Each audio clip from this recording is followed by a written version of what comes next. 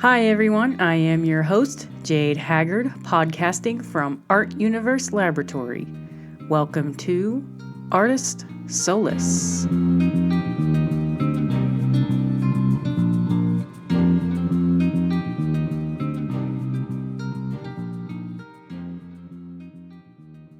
Hello again, and thank you for listening to episode 19 of Artist Solace. Joining me in the laboratory this week is JD Bills from Indianapolis, Indiana.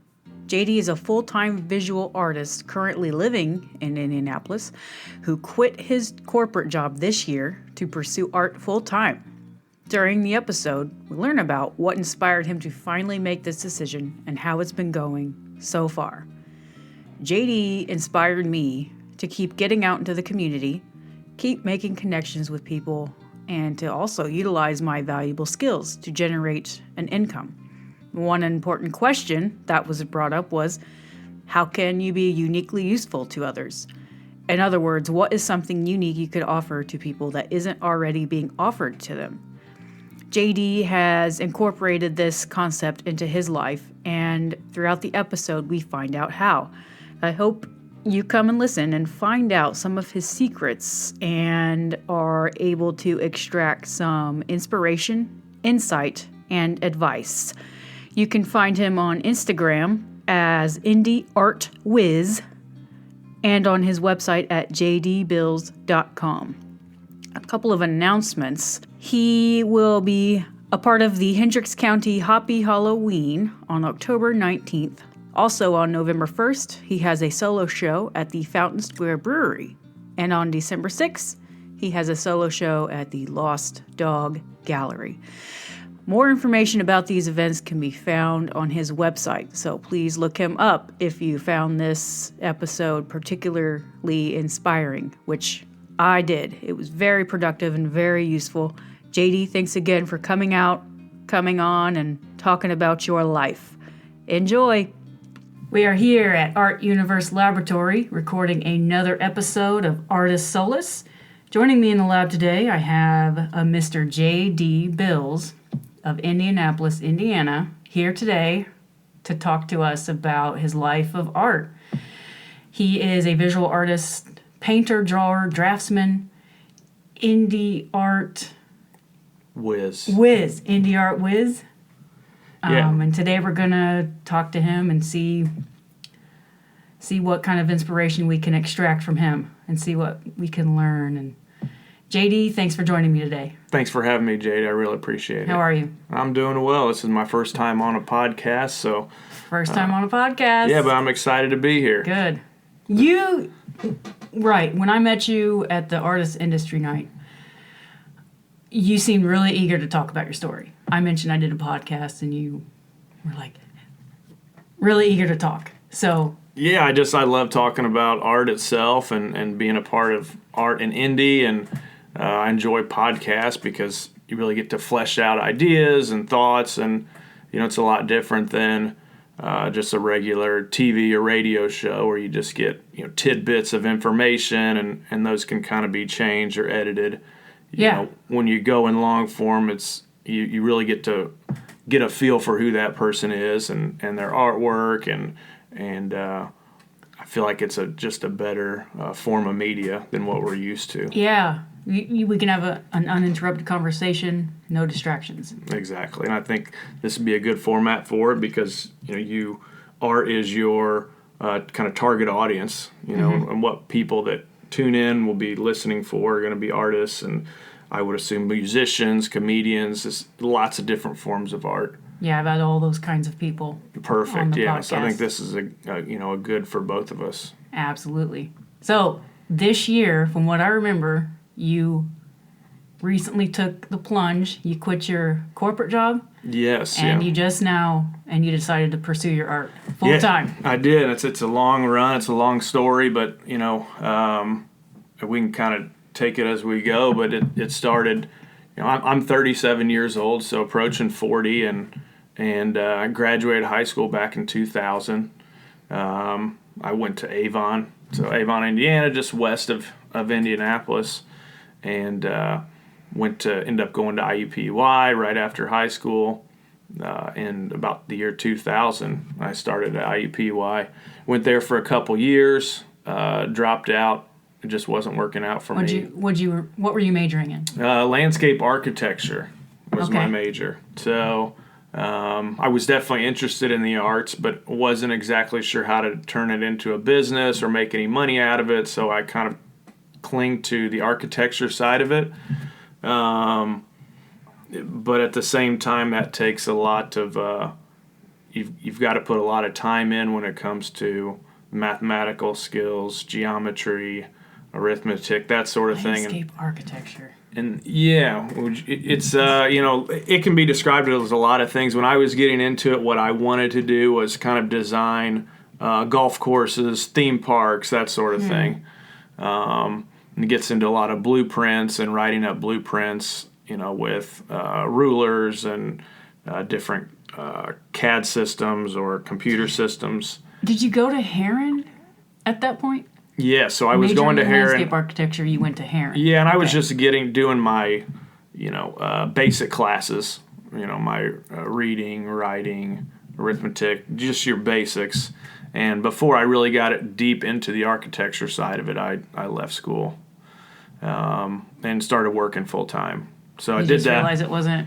I realized it wasn't for me, and honestly, at that time, I was just partying too much. I didn't know exactly what I wanted to do. I feel like a lot of us are kind of in that situation.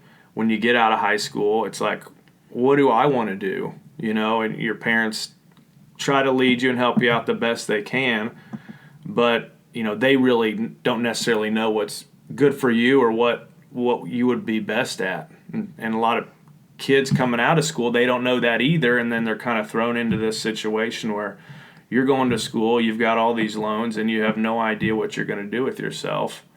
And I just didn't want to, I don't want to say waste my time, but I didn't want to put any more time into it if I knew it wasn't for me. And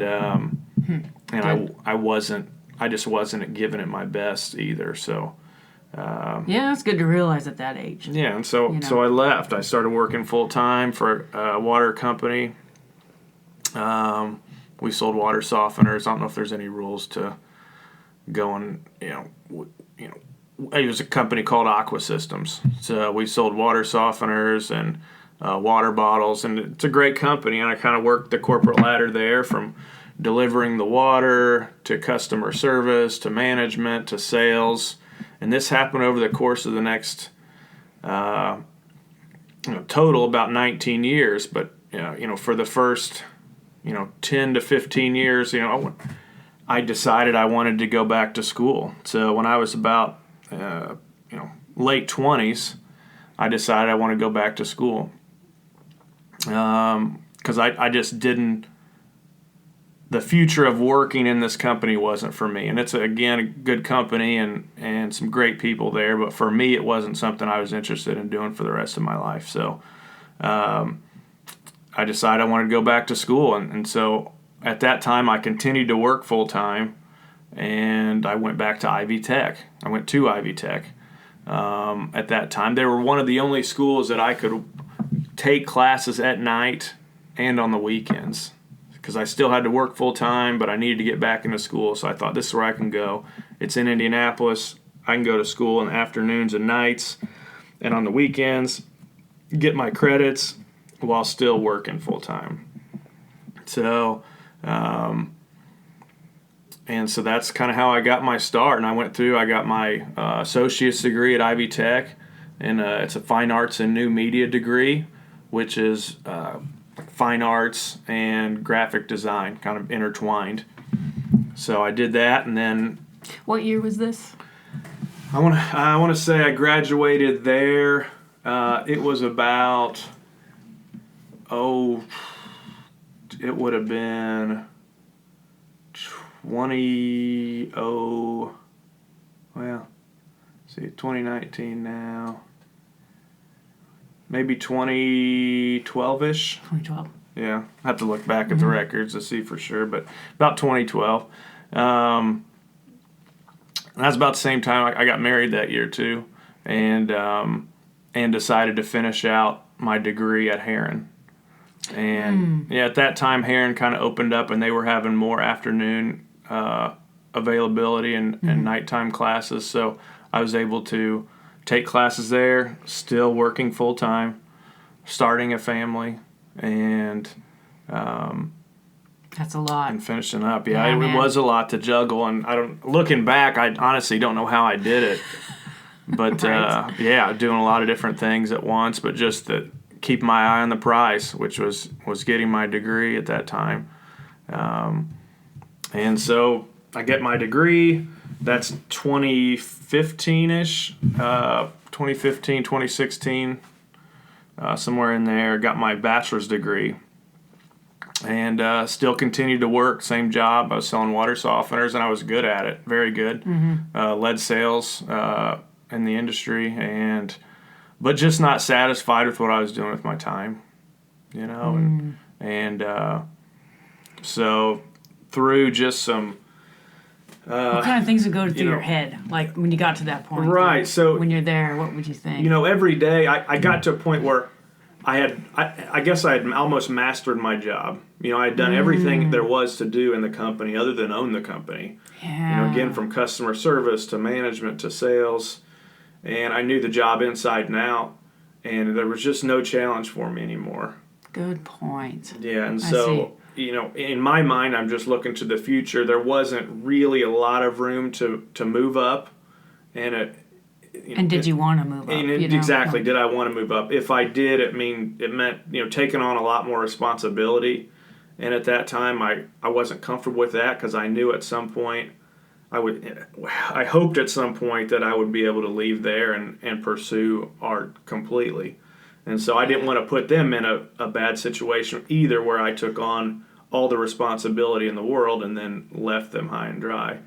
So through speaking with my wife and kind of looking at our finances and opportunities that were available and opportunities that I had turned down, and really just some searching in my own mind and heart, I decided that I wanted to try to go on my own and pursue art full time.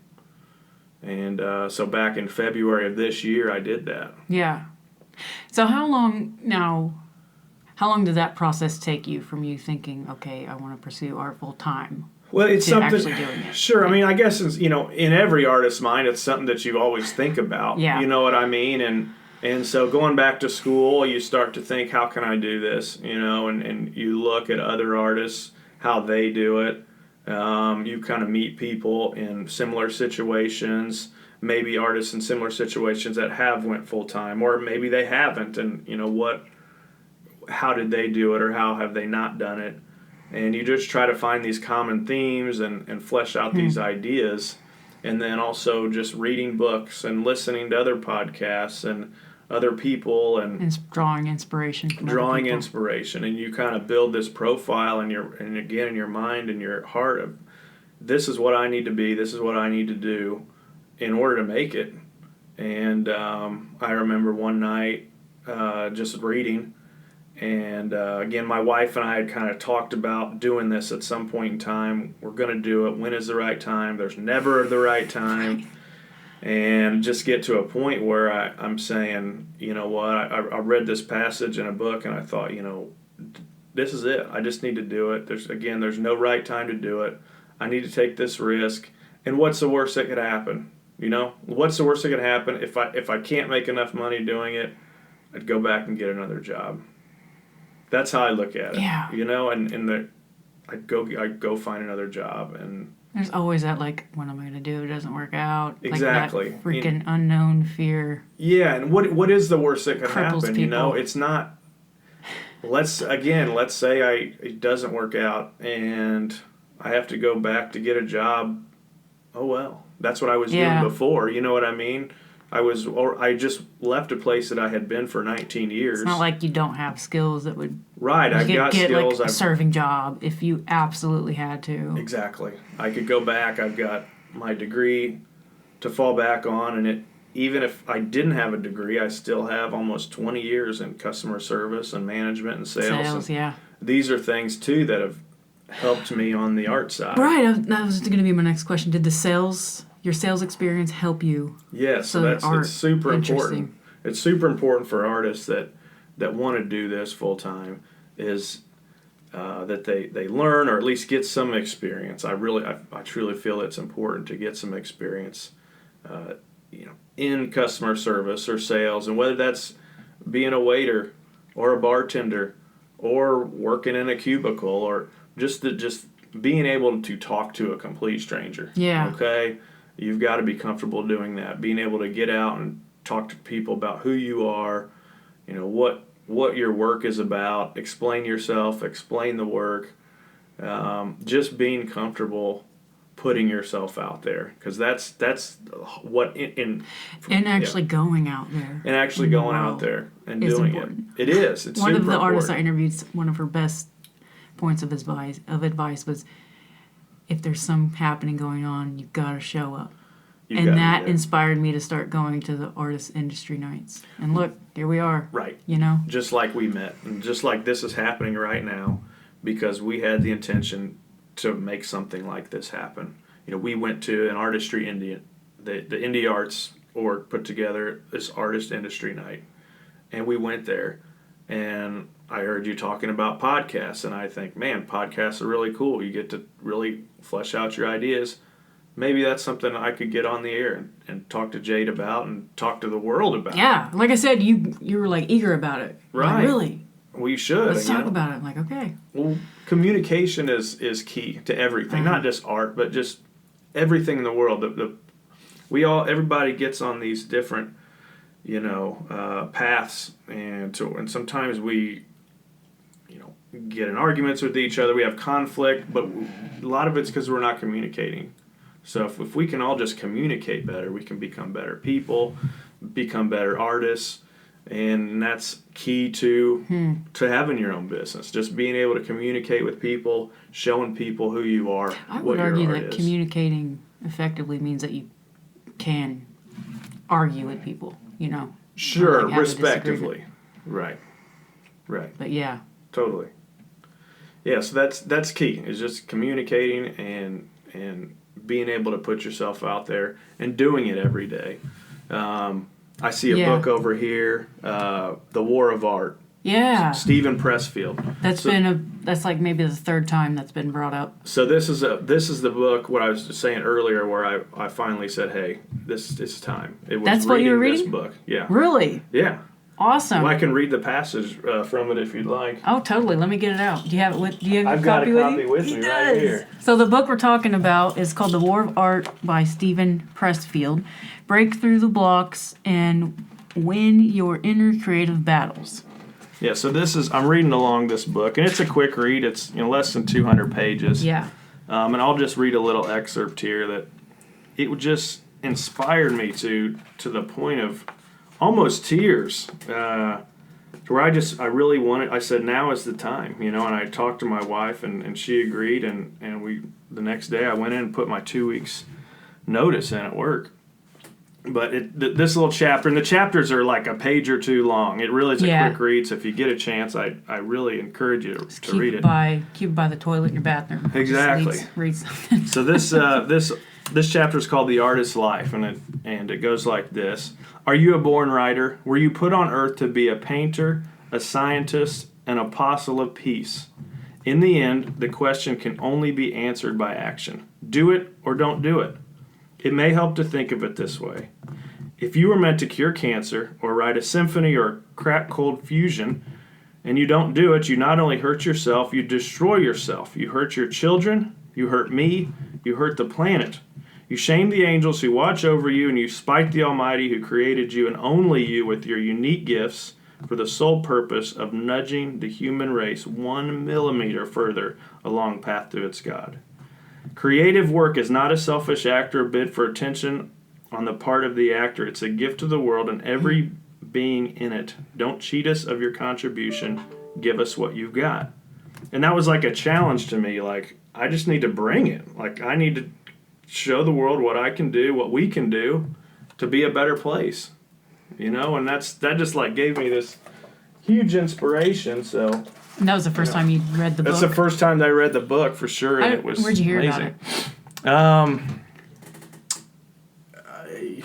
You know where I did hear about it? Actually, Joe Rogan Man. podcast.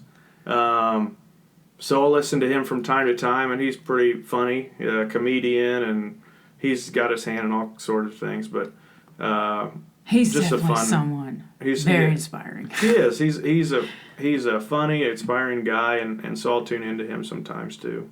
Me too. I will, I can't listen to his damn podcast every day. Yeah. It takes me like a week just to listen to one.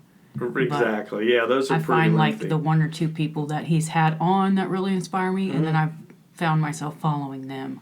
Yeah, he's really well-rounded, He has other comedians on, but then he has people, I don't even know their freaking names. Yeah, he has like hunters and MMA scientists and MMA fighters and the whole spectrum, and that's important to have a lot of different people, in your circle. And for he everybody. says that he claims he's just a very curious person. So he is. He's very curious. He doesn't get on big political strands. He keeps it pretty centered and just he's out there just questioning everything and wanting to get to know people and just become as versatile as he can. Yeah, I've heard him mention that book several times. I actually heard about the book by reading this book, Making a Living Without a Job. I need to read that one. This was given to me by a comedian friend, Matt Holt. Okay. I didn't start reading it until like 5 years after he gave it to me, but I started reading it and it shifted me into a different direction, and she mentioned this book, then I bought that book. So it's funny that I have my own library of books, and most of them I haven't even read yet. It's like you have these books that you haven't read yet, but then you keep buying more in hopes that one day I'm going to get to this book, and maybe we do, maybe we don't, but I do that same thing. Most of these I have read and have been the most inspiring, except for the Ayn Rand book. Okay. And I'm currently reading this book, The Gulag Archipelago. Okay. And these books I've just looked through, because I like to look through like visual images of scientific phenomena to inspire my art. I don't necessarily read them. Yeah, no, me too. But inspiration's funny how that works. I mean, it can be anything. It can be pictures or books or songs. What mostly inspires you? What would you think? Inspiration, I guess, any number of things, one, just traveling for one, going to places, vacation, going to places I've never been before. I always notice that if we get back from a vacation, I can always create more so or more abundantly than I was prior to that. But if I'm at home, certain shows or TVs or music, I'll really kind of hone in on certain things. It just depends. Again, like that book, that was a key of inspiration. So that passage, man, it was saying, I'm trying to paraphrase, like it's better for you to just do what you were born to do. Do what you're born to do. What you think you're born to do. Some people don't really know. But well, that was the thing, and that's what I was saying back to like when you get out of high school, you don't necessarily know what do I want to do, and sometimes the experience of life kind of gets you to the point. Well, that's the worst thing is like putting kids in universities at that age because your brain doesn't even stop developing until your late 20s. Well, exactly. You know, and that's a tough thing, and that's something that needs to be revisited. How are we educating our children, and should there be more classes or different types of classes that they're taking, and is college the best option? There's that's a much larger conversation, but that is important, but what you do matters. What you do does matter, and even if it's just like a very small amount, it has an effect. And the experience. And he says it'll push us a millimeter towards God. Well, back to the path that you were meant for. Yeah. I think everybody's meant for something, and maybe we don't know what that is. Maybe nobody does. Sure. But at the end of the day, we're all here for some reason. I would like to think that, because every day when I get out of bed, and my intent is to do something. Today, my intent was to come here with you and spend some time. Mm-hmm. So, I feel like everybody has some intentions, no matter what that is. And so getting back to that intent, what is my intent? To be the best artist that I can be, and that's something that I've picked up through experience. And just like you being here doing this podcast, this is something that you work toward, and I don't know your whole story, but along the way, I'm sure you've had trips and falls and learned different things and met different people, and it's conglomerate, all these things and experiences. You get to this point where you're just like, okay, this is what I need to do. This is what I'm meant to do, and I'm going to do it now. And that's kind of the point that I got to earlier this year. And so, I would make the case it's like I still don't really know what I'm meant to do. And that's but okay. I know what I don't want to do. Well, I know more what I'm not meant to do. I'm with you 100%. And that's the way I feel about a lot of different things, different ideas and thoughts. And, there's times you can say, okay, well, I know this isn't for me. Yeah.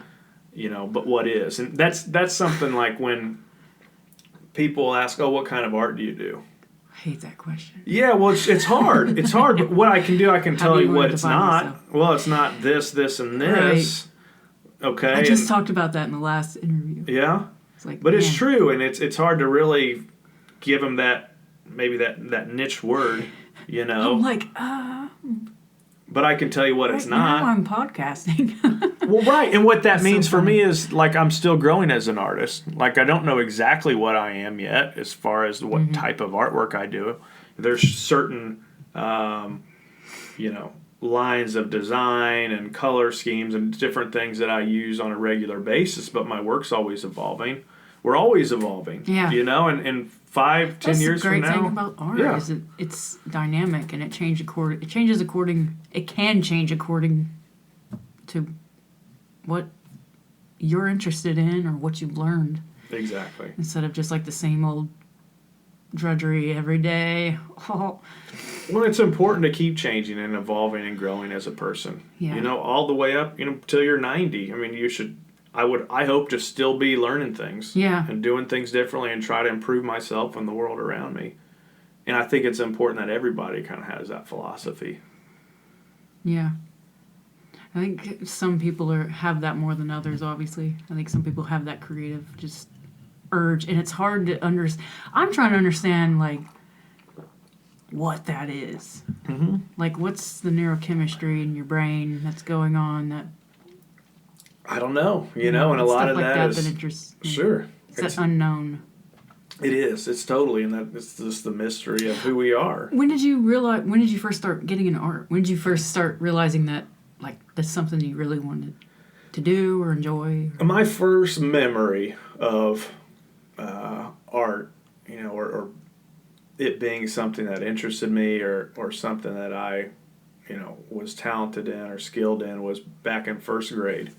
I was in first grade class, and I remember fellow student coming to me and asking me to draw a Looney Tunes character. Draw this, but will you draw me Bugs Bunny? Okay, so I draw Bugs Bunny. Then another classmate comes, will you draw me Porky Pig? I draw them Porky Pig. This goes on all day, and at some point, someone asks me to draw something, and I'm kind of tired. I say, hey, why don't you just draw it, or go ask so and so to draw it? Well, we can't do it, and that's when it was that aha moment, oh, so not everybody can do this. And so with that, then I'm like, okay, so this is maybe something that I'm good at or I excel at, maybe more than most people. So with that, then I start, doing more of that, practicing more. I'm going to get better. I'm going to get better. I'm going to get better, until I try to be the best, and that just evolved over time. But yeah, first grade was that first thing. It was Looney Tunes. Second grade, I remember specifically Ninja Turtles. The Ninja Turtles movie came out, and I had this book and and I would just draw Ninja Turtles all day, every day. Wow. Yeah. And all through school, I had a classmate. His name was Joe, and he's still a painter today. And he was just as good, if not better, than me. And we were always trying to outdo each other all through school, all the way through high school. We were always both in the same art class, and we were constantly just trying to outdo each other. But we were friends. It was a fun competition. That's the best. It is, it's like the best kind of competition. It totally is. But we made each other really excel and made each other so much better than we probably would have been without each other. So that's kind of a fun thing that I don't think that most artists have the opportunity to have. Right. I know. I was just thinking, like, I don't really have anybody that's trying to healthily compete with me that I know of. I don't know. It was fun. It was a fun environment. Oh, he still paints, though? Yeah, we actually just got together a few weeks ago. Does he live in town? To paint. Yeah, he does. He's a muralist down on the south side. Yeah, Joe Roach. Look him up. Joe Roach. Yeah, that sounds familiar. Maybe it just sounds like other people's names. But yeah, look him up. Joe Roach. And yeah, I can get you his information if anybody's interested. But sure, he's man. a great artist. That's funny. Mm-hmm. So anything special that you did in high school? Were you in like challenge art classes? Are you from Indy? Yes, I'm from Avon, which is... You said that already. Yeah, okay. Just west of Indianapolis, not too far from here. Okay, so you've lived here your whole life then? Yeah, I went to kindergarten through graduation in Avon. Cool. You live downtown now? Live downtown, yeah. Do you live downtown on like purposely to be around? Yeah, so again, that just... Yes, it is on purpose, but... So my wife, her name's Courtney. She had a house in Fletcher Place, which is very Fountain Square. If you know where Fountain Square is, about that same area.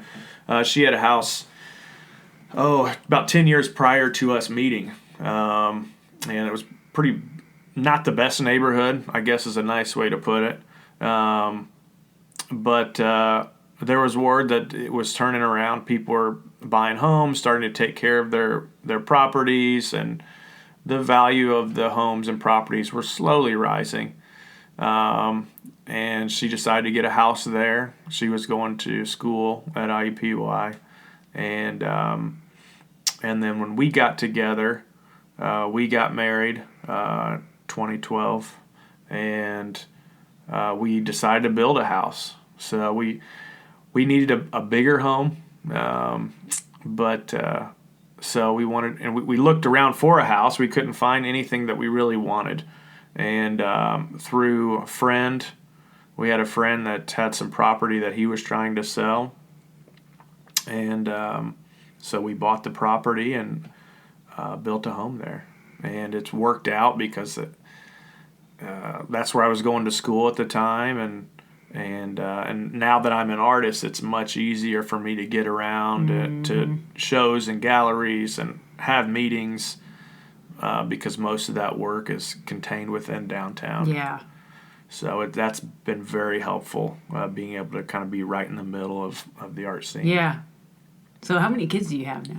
So I've got one. My stepson, he's 12, and then I have a daughter that is 5. Okay. Yeah. Oh, dude, my daughter's turning 5 this week. It's a crazy age. When was her birthday? January. Okay.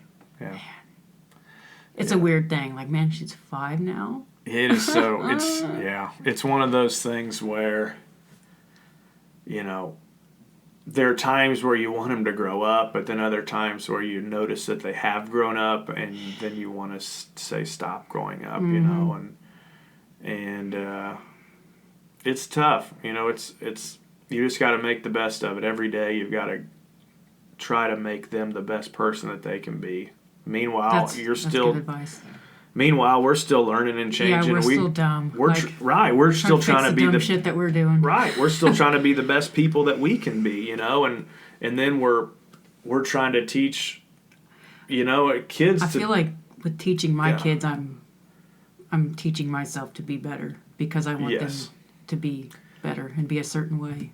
Absolutely, yeah. Having a child gives you perspective that you didn't have before because I think you see you really you empathize with everyone. Even people that you don't necessarily agree with, you still empathize with them because you see them as a person, just like your child, and you see that everybody is different. Everybody has a different story. Not everybody has had all the things that you have had or the opportunities that you have had. And so that's something that we always have to remember too. It could all be gone tomorrow, and not everybody has been given. Everybody's given as they say, everybody's been dealt a different hand. Yeah. And that there's pros and cons to that, but that's something we all got to remember. play it just the best way you can. Exactly. Yeah, I agree. Yeah. Yeah, that's a tough thing to learn too. Yeah. It is, but that's what I think kids help us with that, and they help us learn from our mistakes and help us learn to be better people. Mm-hmm. Yeah. I have a 3-year-old as well, and a 3-year-old boy. He's just now starting to get. Yeah, 3 is tough. Calm. Yeah, they call them the terrible 2s, but I always thought it should be the terrible 3s. He was like 2 and 3. Yeah, like, the terrible 2s and 3s. Right. Mm-hmm. But he's getting more independent now, and it's different. I'm like, do I want another one? I don't know, but yeah, it's just funny thinking about it because I miss them already, even though they're young. Yeah, they're here, but I miss them already. Mm-hmm. It's incredible. Mm-hmm. But do you think you'll have any more? It's still possible. So right.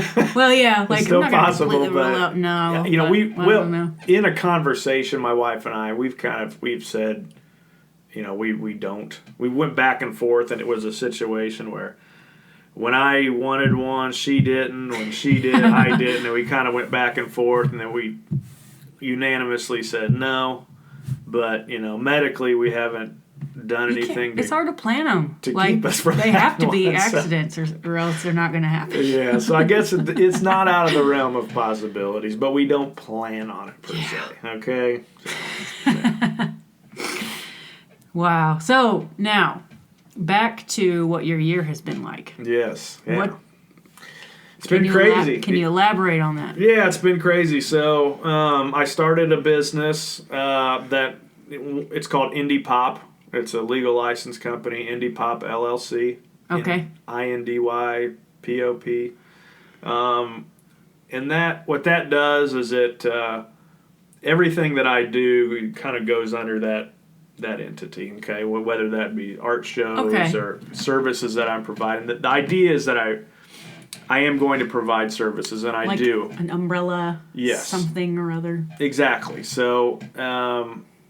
And I think that's important for all artists, so that if you are providing a service for someone, whether it be a commission on a painting, or you're going to paint a mural or something, depending on who that client is, they may need you to provide a tax number or insurance number or whatever the case may be. So if you've got a company, entity, or name, then you're prepared and available for that client.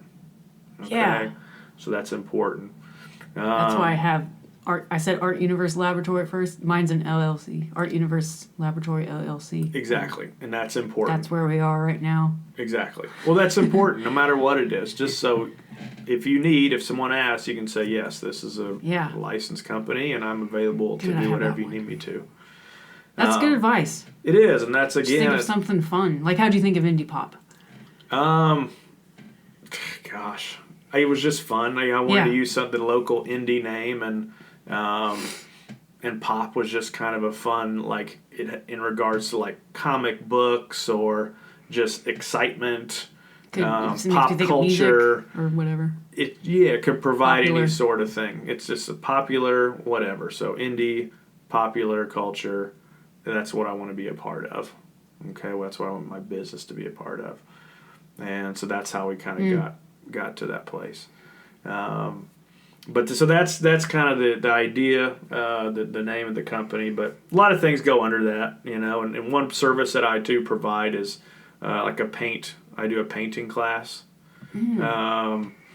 So this is one of the ventures that I was thinking about doing. Excuse my chair. No, you're fine. It's like an ancient chair.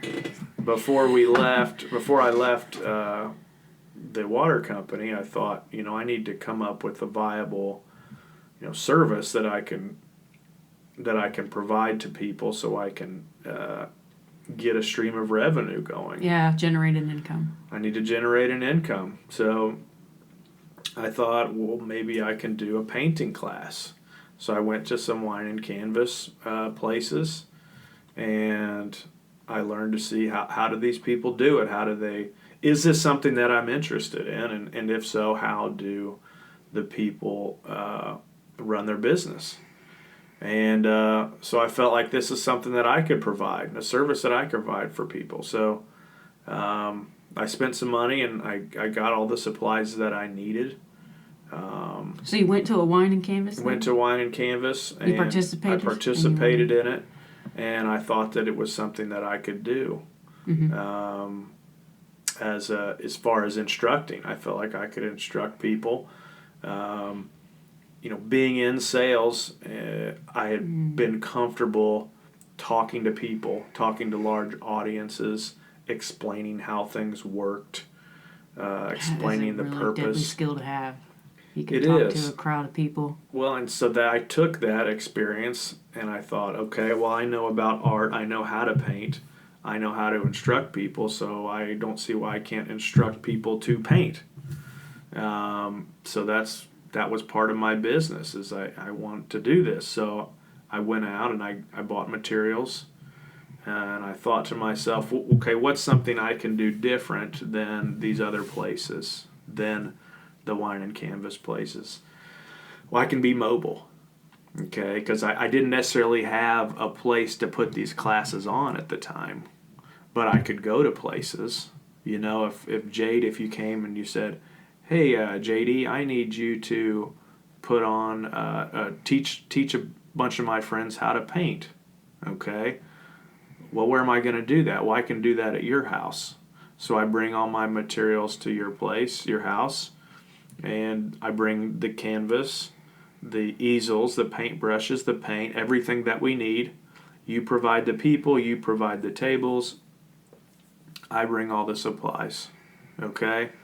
And we just set up shop. We set up class, and we make a painting, okay? And by the time we're finished, by the time the class is over, we all have a finished painting. And I found that there wasn't a lot of people doing this. Being mobile with being mobile, right? Outside of the brick and mortar. It's a good strategy to think of something unique that you could do. Outside of the the brick and mortar places, there weren't a lot of people going out and doing this. And things are getting more mobile now anyway. Well, exactly. Like even grocery stores are starting delivery services, right. One just like we're doing this right now. This is definitely more mobile than the radio shows of old. Yeah. Yeah, I do. In the future, I can see myself, say, if I, like, one of my big ambitions is to travel with this. Right, you could go anywhere. Yeah. You could go anywhere. You could go to another city, another state, another country, and you could put this show on anywhere. Yeah. And that's kind of what I wanted to do with my art, and with that, I can meet more people, mm-hmm. and more opportunities have arose. So I'm having these classes, I'm meeting more people. Then we have those same people, some of those people want to host their own classes, and so the business just builds from there. They want to host their own classes? So yeah, so let's say I come to like I was saying, I would come to your house and you would invite 20 of your friends, okay?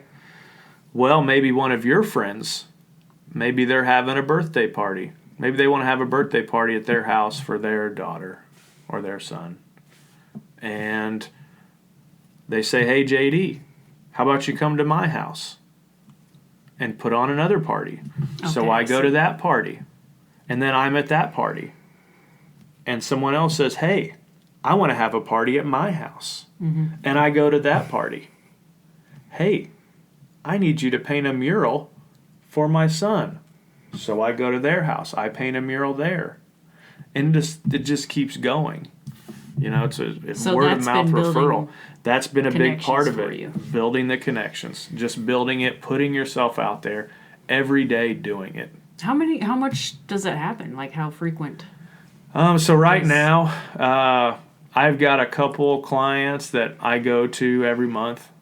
If the key is with like a businesses, you could not only do it for like residents, again, like you could have a party, but also if you owned, a business with several people, you could have a team building event. And I would come to your business. If it were like an independent living facility or condos, I could get on a schedule there every month. It really is dependent on, that particular organization or community. And give a class to the people from the independent living. Exactly. Yeah. Yeah, so I've got a couple, Cool. independent living facilities.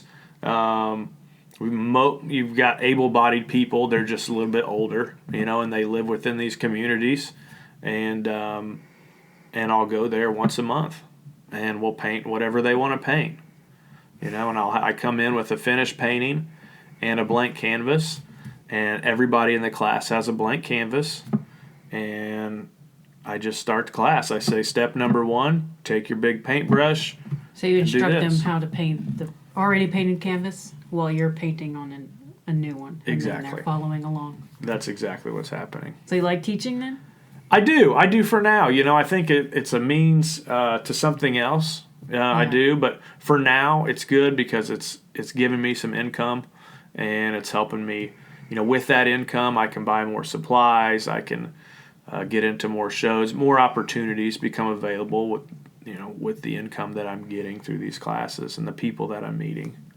So yeah, I do enjoy it. I don't know if it's something I want to do for the rest of my life, but for now it's fun and I enjoy it, and then it's giving me the ability to continue. And sometimes that's just important, is how can I get to that next level, or how can I get to tomorrow? Do you have anything in mind? Like what your highest aim would be?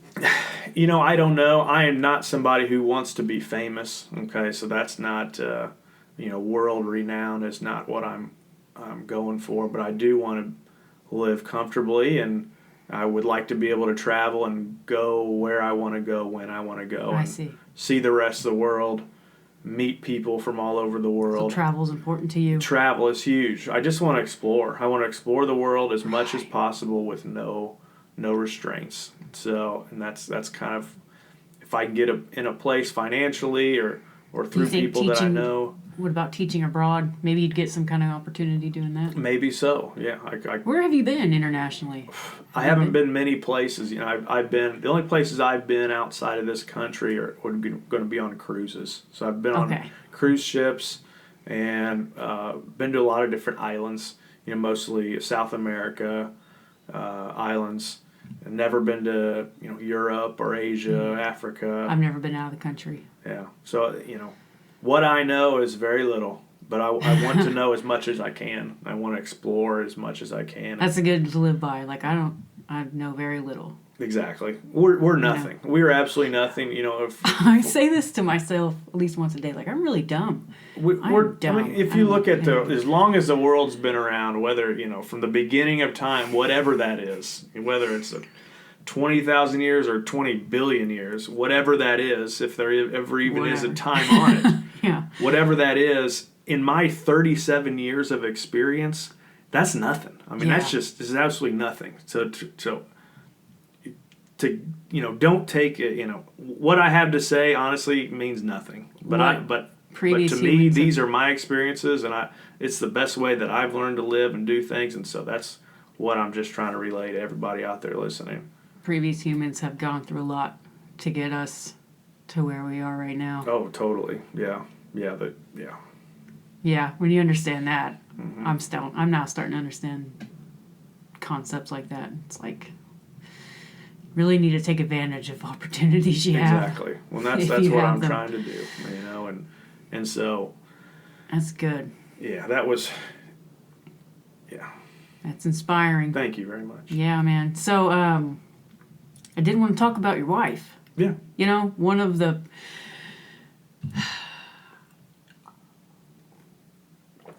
keys to like success is having a significant other that believes in you and supports you. Totally. Even though you may fight, you know, from my experience, like we butt heads a lot, but George really supports what I do and he wants me to succeed. And that obviously seems like that's the case for you. It's key. Yeah. It's key to have a significant other, no matter who that is. If it's your wife, your husband, your best friend, somebody, just to help support you. And that doesn't necessarily mean financially. It means just being able to talk to someone, talk through ideas, you know, get things off your chest, you know, relay ideas. A lot of things that I come up with have come through our conversation, you know, like this, like the mobile painting class we've been talking about. You know, I'm popping off ideas every day. Every day I'm coming up with a new idea, and 99% of them are garbage. They're just trash. But she's got a level enough head to say, you know, this is a good one. Let's try this one. And that was one of the ideas. That was one that I had brought up one time, and she's like, you know what, this is a good one. I think we can roll with this one. Let's try this one out. And that's important, to have that person that you can bounce ideas off of, talk to. Because, again, we all have good days. We have bad days in between, and so does that other person. And just having that other person. Especially with kids, it's makes it more challenging. It does. And just having another person or a family in general helps you grow. It really does. And I don't think I know I couldn't be where I was without her. Right. Because I don't know that I would have had enough guts to say I could do this on my own. Because there wouldn't have been someone else there, like, confirming my thought or my confidence that I could, you know? And sometimes you need that.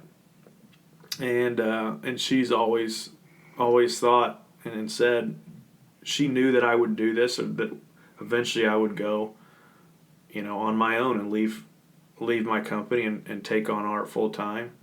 And neither of us knew when, but until it happened, you know, and when it did, and she finally was the one to really push me to do it. You know, the night before, I was saying earlier, you know, I had read that passage in the book, and it's something I really wanted to do, and I talked to her about it, and she said, okay, let's go, let's do it. And then I went to bed that night, and I woke up, and I thought, I don't know. I got scared. I got really scared, and I thought, I'm going to wait to see what she says. You know, maybe I thought maybe she forgot about our conversation or something, or maybe she was joking. Yeah. And so, you know, but before I could even bring it up, she said, are you excited? And I said, why? And she said, well, then you're putting your 2 weeks in today. And that was just like the biggest like relief in the world for me, because I knew that it meant she supported me, you know, because, you know, again, I was with the company for almost 20 years. So financially, I was in a place where I was doing really very well. And there's just no way that I was going to make that much money right off the bat, you know. But for her to be able to be comfortable with that told me that she really believed in me, you know. And so I did. I went in that day, and I put my 2 weeks in. And we're still not back where we were financially, but I think in the long run, of course, I can see a future in it, and I think I will get there and hopefully surpass where I was. And she's been with me since day one. You know, she all through college and just all my classes and art fairs and things that we do together. She helps me. She's always there, and she helps me get it done the best way I can. Shout out to Courtney. Shout out to Courtney. Yeah. She's the best. You know, she works for a print company too, which comes in handy because I do a lot of, you know, that's printing. Right. Yeah, you told me that. I do a lot of printing for my artwork, you know, and so her company, they can help me out with that. And what's the name of it? It's called Print Resources. Print Resources. And they're off of 16th Street Riverside and 16th Street by the old Busch Stadium, the old baseball stadium that the Indians would play in. Yeah, And, I'm not sure where that. I'm like, yeah, I know where that kind of is. neat. Well, you know where the Speedway is, the racetrack, near there. Okay. Yeah. Yeah, so, her So line she of is work. like a little art. Yes. She's creative too. She understands that Yes. ambition, and she kind of understands what goes into it. Totally. And I am business minded, but as much as I'm business minded, she's far more business minded than that's I am. good. That's useful. It is. It's very helpful, and she's a master businesswoman. So, I'm definitely very blessed to have her in my life, and I couldn't do it without her. Yeah. Yeah, that's what it seems like. Right on, man. Thank you. So when she went to Heron, you said she went to Heron too? No, she went to IUPUI. What She was in finance okay. business. That's probably why she's business oriented. Exactly. Right on. Yeah. Did she get her degree? She did she got her degree. She's worked in a promotional printing business, since for several years now. Mm-hmm. Yeah. Well, how did you met at school, right? Is that what you said? No, actually, we met at a place downtown called Ike and Jonesy's. Oh, okay. Yeah, and it's still there. It's still there, and I don't know. It was just one of those things where I had kind of given up on dating, and I had a few girlfriends, that just didn't work out. It wasn't working out, and I'd kind of given up on the whole dating. I thought, I don't know, it's just not for me right now. That's always when people meet somebody, is when they give up on it. Yeah, and my family, they asked me to come out one night and just have a good time with them, and so, I initially said no, I wasn't interested, but they talked me into it, and so I ended up down there at Ike and Jonesy's, and I had just read a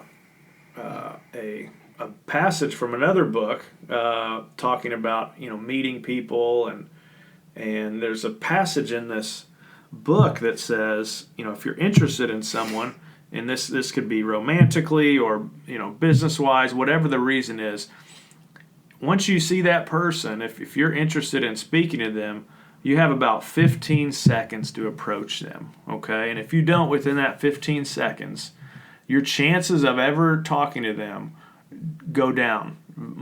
Like high statistically, the chance of ever talking to them drops for several different reasons. But it's key to, when you see that person within 15 seconds, go to them. So I'm standing there by my table. My family has a table there, okay? At that time, they would frequent this place, a lot. So they had reserved a table, and my entire family was there. And I was standing near the table, and the entire place was just packed. There's people everywhere, the music going, the dance floor was going. It was, I think, probably a Friday or Saturday night. Very busy. And I see this girl come in, and just gorgeous, just absolutely beautiful. And her and her friend were there, and she was looking around for a place to sit. But the place was packed. There was really nowhere to sit. And I see her, and I remember the quote from this book, this excerpt saying, you need to approach this person within 15 seconds. And I know I had given up on dating, but this girl just took all my attention. And as soon as I saw her, I thought, I remembered this quote, and I went immediately straight to her, and I asked her if she needed somewhere to sit. And of course, she did, because there was nowhere else to sit. The place was just packed, and so I moved a couple of my family members out. I got them up, and I set her and her friend down, and asked them if they wanted something to drink. Got them something to drink, and we hit it off. So they're like sitting with you? Yeah, they were sitting with our family. So the first time my wife and I met, she had to meet my entire family, and my boss from work was there too. So she had to meet him too. Just get it all out of the way. Yeah, exactly. First, man. Now you don't have to meet anybody else. That's a funny story. Yeah. Wow. Yeah. Yeah. But ever since then, it's just, we just get along. It's just easy. Yeah. It's real easy, and And she was very independent too, and that was important to me, that we were both independent people. That way, one, we wouldn't have to necessarily depend on the other one per se, which we all depend on each other for sure. But especially when you're first dating, you kind of want to know that person can handle themselves on their own if they need to. You know, that way you can just you don't be want stronger. someone that clings to you too much. Exactly. Emotionally, Exactly. especially. So it worked out well. It's so far so good. Yeah. So what else have you been doing this year? Did you do Pinrod? Do you do festivals? I do. So that's another thing. So the key is doing as many things as you can. And researching and looking into taking on art full time. A common theme that I kept seeing was finding as many things as you can to do. To stay busy, as many streams of revenue as you can. Okay. Just anything. Anything that has to do with the art field, okay, or design field, or whatever you're interested in. So I started doing these paint classes, okay, and then I had been doing the fairs, the art markets, the art fairs, the art galleries. So I had been doing this already for years while I was working full time. So I have continued to do that, but I'm doing more of them. Okay, so yes, last weekend was the big Penrod Arts Fair at the Newfields Art Museum, and that was the first time that I had participated in that particular. Oh, the first fair. time, really? Yeah. So I've done lots of fairs before, but that was the first time I did that one. How'd that one go? It was great. There's so many people. Probably the most organized of all of the fairs that I had been in. That's good to hear. And most of them are organized per se, but for something that size, it really is impressive that it was as organized as it was, because they have artists. I want to say close to 400 artists. They have a band there. They have food, drinks, music, dancers, performers, all kinds of things going on at the same time. And so to be able to organize all that together and it work out well is very impressive. So, yeah, I was impressed to say the least that it went as well as it did. I still have never, in the 11 years I've been up here.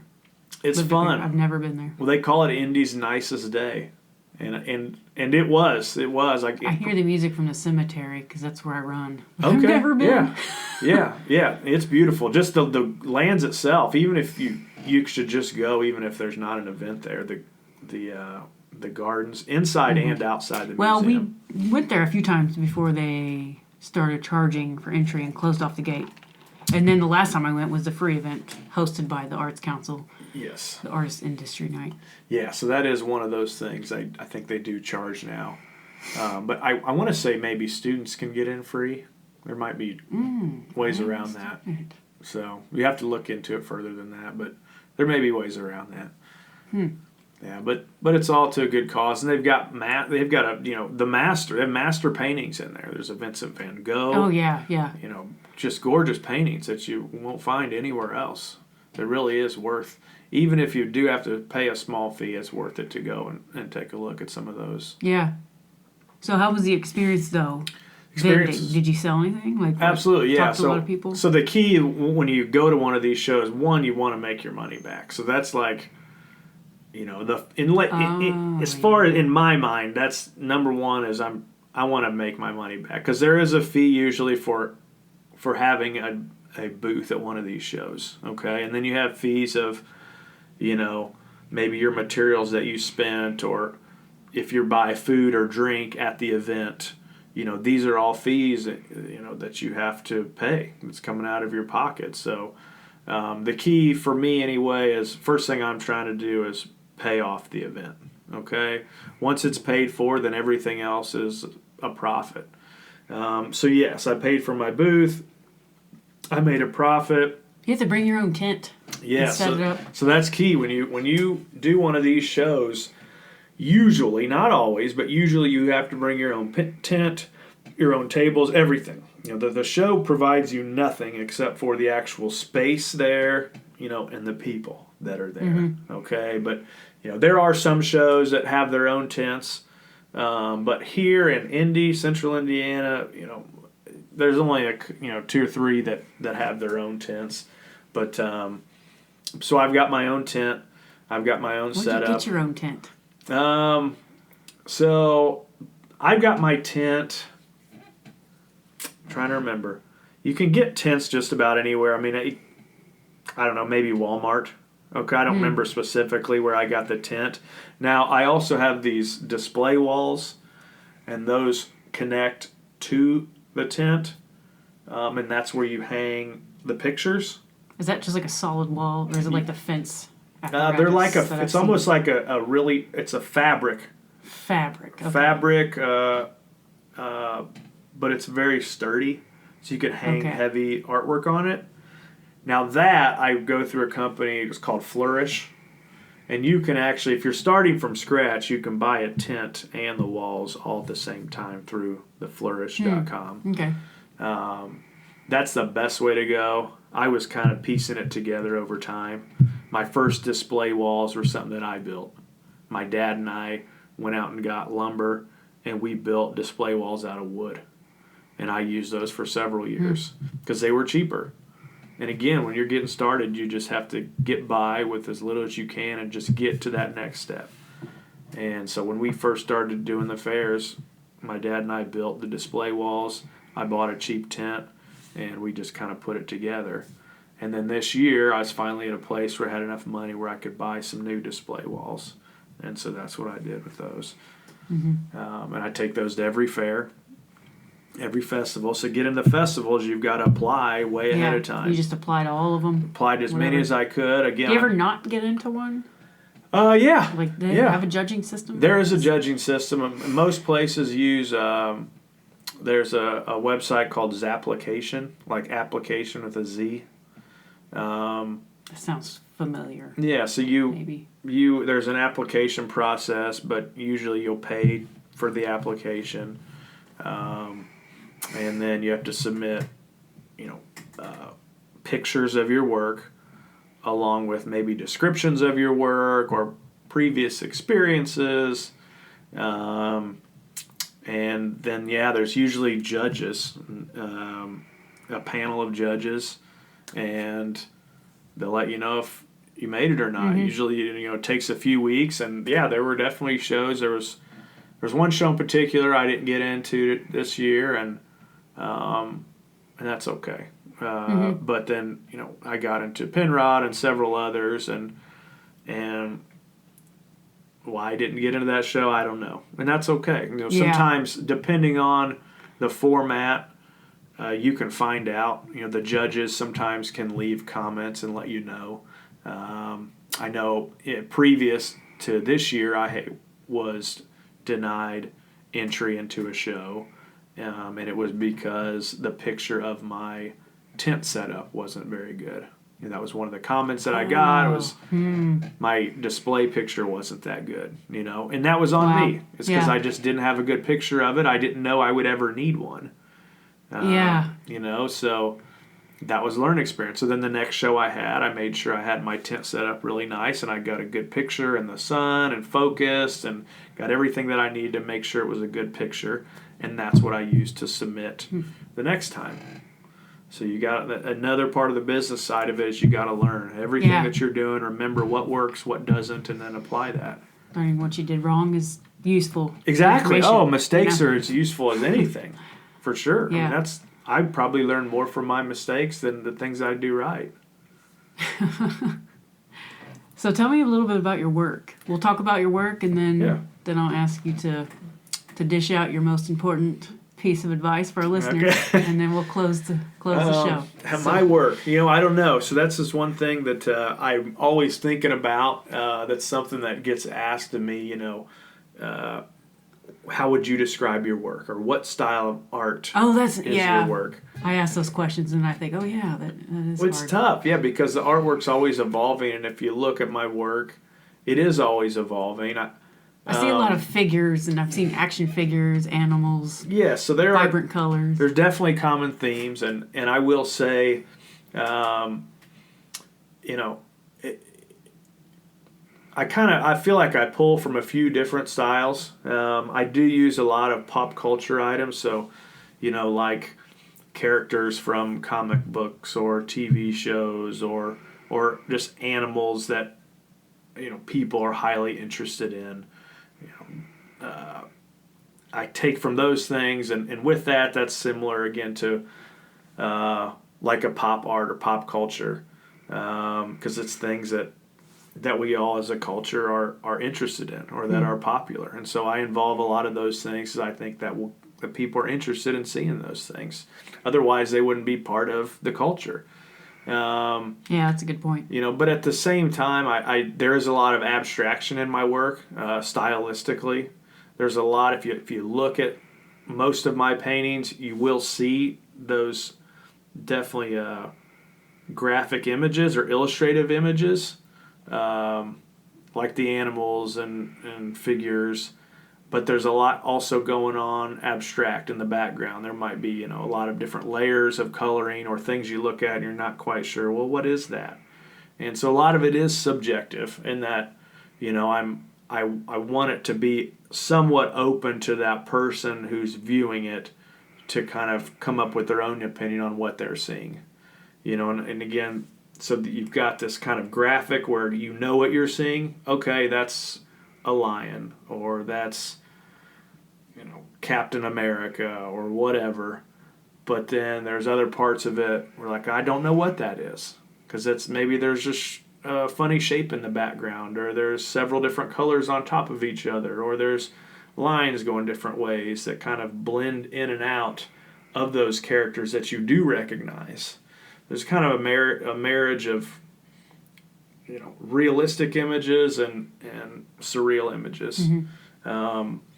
And you see that in a lot of expressionism, like your Vincent van Gogh again.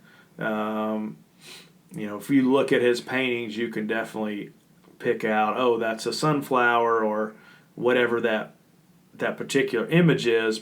But there's a lot of going around that picture that you're not exactly sure what it is. You know what I mean? Yeah, it's ambiguity. Yes, and so I feel like there's a lot of that in my work too.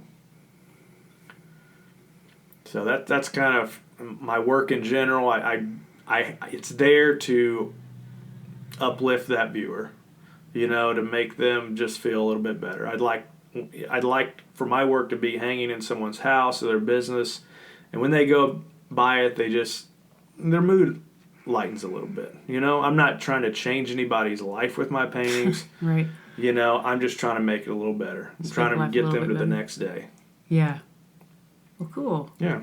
Yeah. So that's, we could talk all day about, my work, but it's changing all the time. And right. I'd like to say it's improving. But I don't know where it's going, but I that's why you're doing it. That's why I'm doing it. You don't know. Exactly. We don't know. Yeah, it's true. But yeah. So, what's your most important advice you think you could give? There went my phone. Important advice, huh? I don't know. Or what's something you live by? Yeah, important advice. Just one. Generally speaking, just go out and be a part of the world. Talk to people, be friendly, be uncomfortable. That'll help you grow. That's a good one. Go into situations where you're not comfortable, because you'll grow. You'll learn things about yourself. You learn things from other people. I've been That'll learning change your lately perspective. that it actually transforms your genes. Absolutely. Like your genetic composition. Well, they say we change genetically like every 7 years or so. You can change your entire makeup based on what you're eating and the information that you're feeding yourself, and it's all important. So just, engrossing yourself in the world around you. As far as art goes specifically, just doing it every day. Every single day. And this is something I pulled from the War of Art.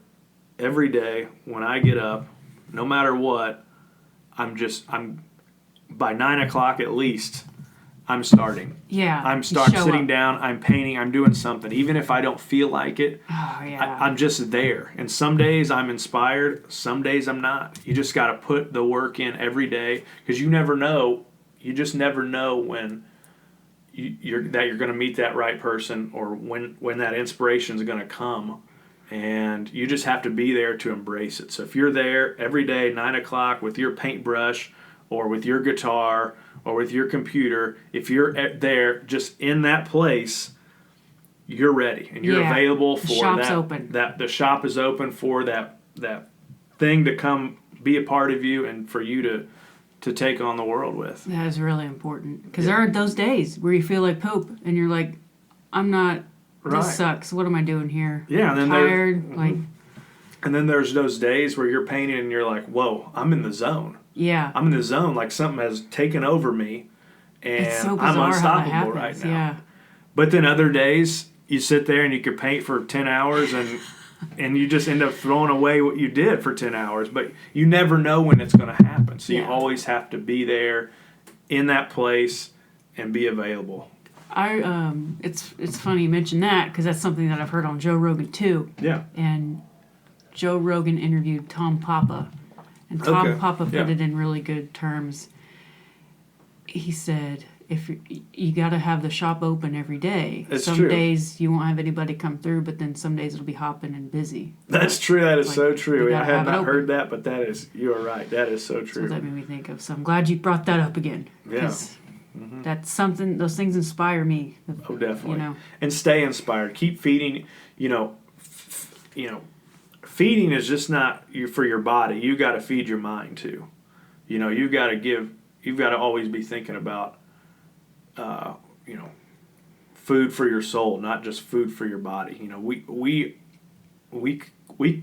Everyone's so consumed with, their diet, for instance. All the food. Oh, this is what I'm eating every day. They're counting every calorie, and that can be very important. I've done that myself. Yeah. But nobody, it seems like, or I should say, very rarely are people concerned with what they're feeding their brains. Eating inspiration. We'll just go and we'll watch some ridiculous TV show for, we'll binge, and I am guilty of this. Right, but of course. I'll binge, Bachelor in Paradise or something for 4 hours, and it's like, what have I done with my brain here? God. But so try to stay in tune with feeding your mind the best things that you can feed it. Read books, watch. I'm big on documentaries. I'll watch documentaries on anything, music, art, whatever it is. I love documentaries, and I love seeing people's stories, finding out what's worked for them, and maybe I can use some of that. But feed yourself, feed your brain with the right things that you want to reflect into your life, and that's how you'll do it. Yeah, find those one or two maybe famous people. Sure. Famous people are good to look at because they've actually gotten there, Find those one or two people that just seem to inspire you, and then go with that, and listen to podcasts. That's a useful thing now. What kind of podcast do you listen to?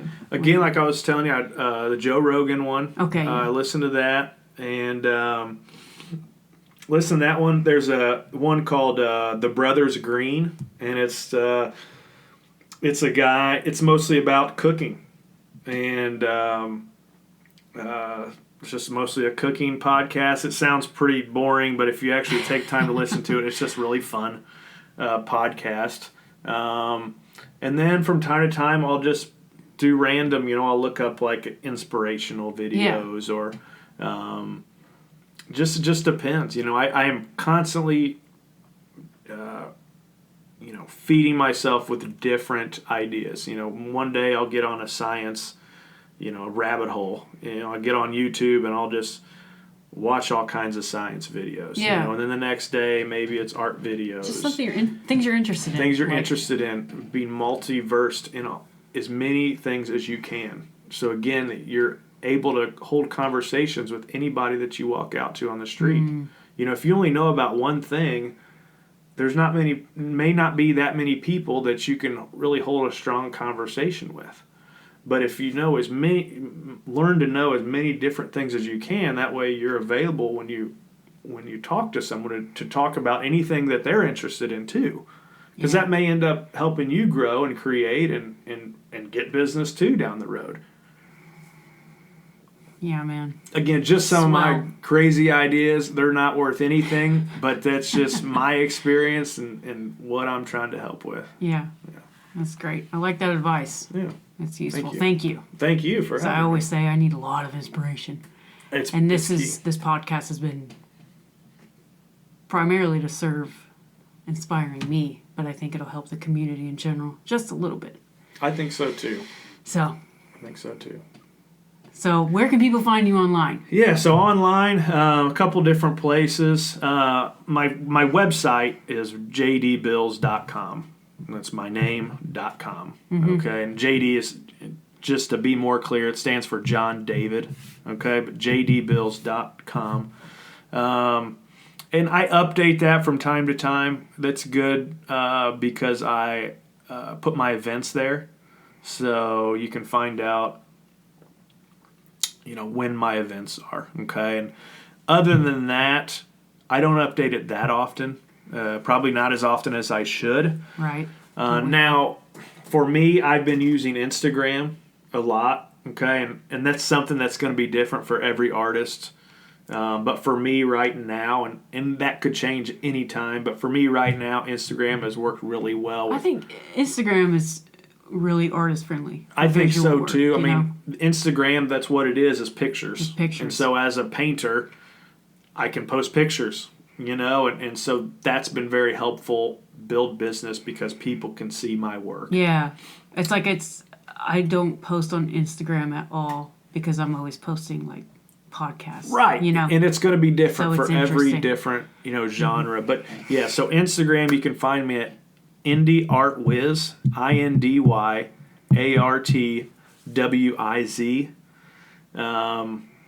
And that name was just a funny name I put together because I feel like I do a lot of different things. Yeah. So but it's working so far. So you can look me up there. As soon as I finish a painting, which is almost every day, I'll post it. So I finish a painting, I post it. You paint every day? I try to paint every day. I will say that, I try to set aside some time, at least once a week to do a lot of admin stuff, and I think that's important on the business end of it.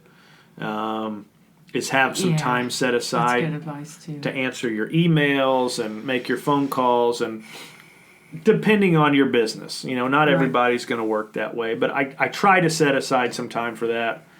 But then, I do a painting, I post it to Instagram, and then it's available, and there for the world to judge. For the world to judge, yes. So at that point, if somebody's interested in it, they can, DM me, direct message me, and we can set up a time to make the sale. But so I've been able to do a lot of promoting that way and sales that way, and so that's what I would encourage you to do, because I update it the most often. Again, that's Indie Art Wiz, and I update that almost every day. I have a post. All right. Yeah. So, well, thank you. Thank you for having me. I really appreciate it, Jade. Absolutely. Go check them out online. Thank you. Are they listeners free to contact you? Yes, free to contact any questions? Me. If you don't mind, I'm going to check my calendar here real quick. Yeah. And I've got some things coming up. Oh, good. Yeah, so on the 21st, so not this weekend, but the following Saturday, September the 21st, is Art Squared, okay, also known as the Fountain Square Art Fair. Okay. It's great. There's tents set up all along the Fountain Square there. This podcast will actually come out sometime in October. Okay, so you'll be past that. So let's look further than that. October 12th, there will be Monument Circle. That might be the week. So there will be a show at Monument Circle on October 12th. Artists are actually set up on Monument Circle. Okay. Super fun. You can go right downtown, see artists right there.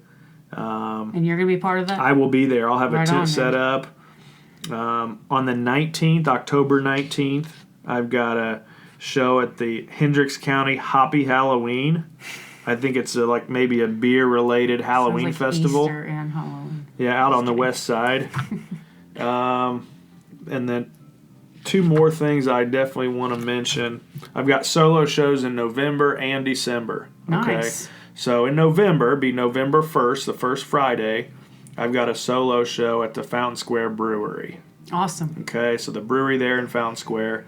There'll be all my artwork. And then on the 6th of December, so again, a first Friday, December the 6th, Lost Dog Gallery. I have a solo show. So that's a new venue. I think they just did their first show last week for that first Friday of September. Oh, wow. Okay. So Lost Dog Gallery, I think it's on New York, just east of downtown there. Okay. And I want to say, and I could be wrong, so, just know that. I want to say all the studios within the gallery it's a female-ran gallery. Okay. Matriarchy. But I'm lucky they're letting a man in just this one time. So, yeah, but seriously, on the 6th, December 6th, first Friday, Lost Dog Gallery. December can be a tough month. I know it's cold. Yeah, man. But come on out. It's going to be a great show. I'm going to bring everything I've ever had. So I'm going to bring stuff from 10 years ago on paper drawings, paintings, collages. It's going to be nuts. It'll be a show like I've never done before. An explosion. Yes, it's going to be right. crazy. So come, have fun. It'll be December 6th. And then after that, we'll get into the new year and just check the website out, and I'll put my new events on there. All right, bro. Yeah, thank you very much for having me, Jade. I appreciate you coming on. Yeah. Thank you so much for telling the story. And I'll come back again. Slinging some inspiration. Yeah, bring me back advice. again, and we'll hang out some more and do this again. Yeah, sometime. to see where you are next year. That'd be fun, like an going. update episode. Awesome. All right, people, go check them out. I hope you enjoyed this episode of Artist Solace, and I hope you join me on the next episode. If you like what you hear, please recommend me to or recommend the show to a friend. I guess you can recommend me to a friend, but that might be weird. Recommend Artist Solace to a friend and share this with people you think might be interested. Share the love. Peace. Thanks for listening. Bye-bye.